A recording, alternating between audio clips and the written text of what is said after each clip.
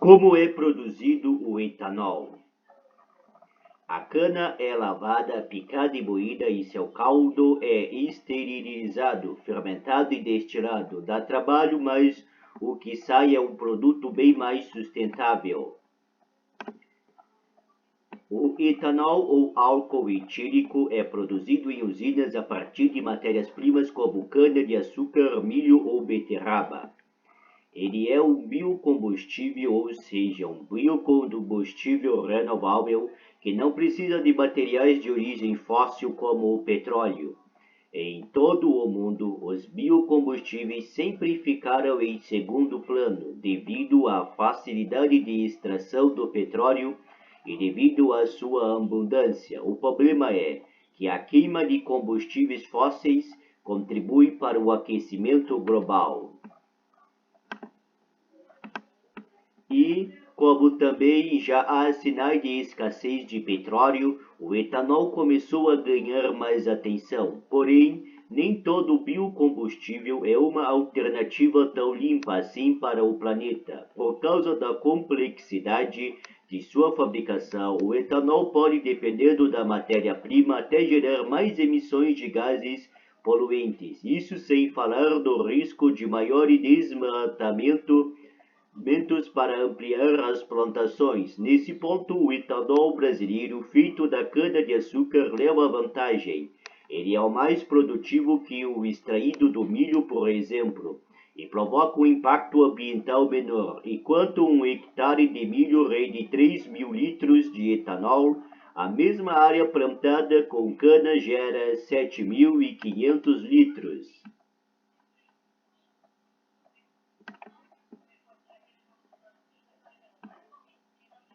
A maior matéria-prima do etanol brasileiro é a cana-de-açúcar. Ela chega às usinas em caminhões e é descarregada em esteiras rolantes.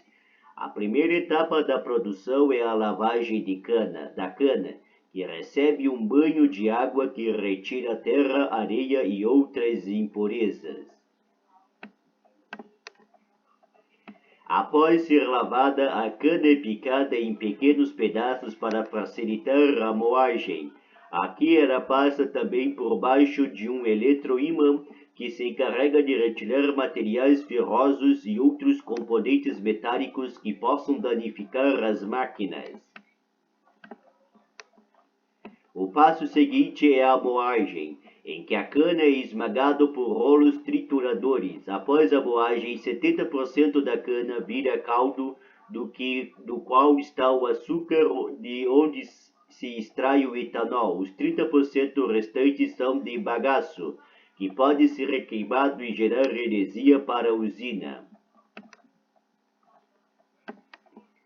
O caldo aqui ainda tem 1% de impurezas sólidas como areia, argila e pedacinhos de bagaço. Por isso é peneirado e segue para descansar em um tanque onde, aos poucos, a impureza se deposita no fundo, formando um lado que serve como adubo. Quando bem limpo, o caldo passa a ser chamado de caldo clarificado. Ele é aquecido para ser esterilizado e ficar livre das últimas impurezas. Depois é levado para as dornas grandes tanques, onde é misturado com um fermento específico.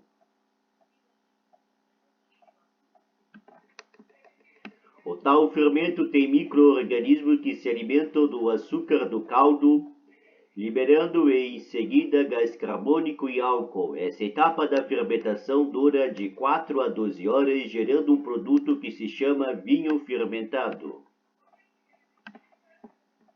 As reações químicas provocadas pelo fermento também liberam energia, o que esquenta o vinho fermentado. Ele então precisa ser resfriado com água corrente, que circula em volta dos tanques sem entrar em contato direto com o vinho.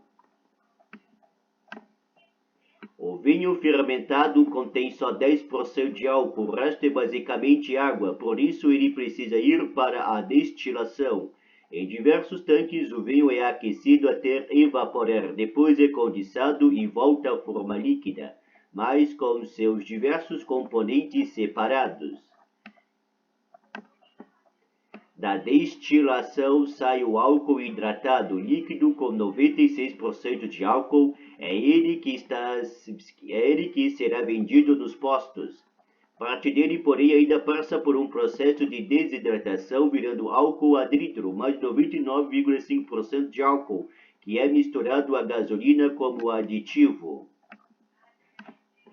Os dois tipos de etanol produzidos, o hidrato e o anidro, são armazenados em tanques de grande volume. Lá aguardam até serem retirados por caminhões-tanque que levam o etanol para distribuidores comercializarem o produto com os postos.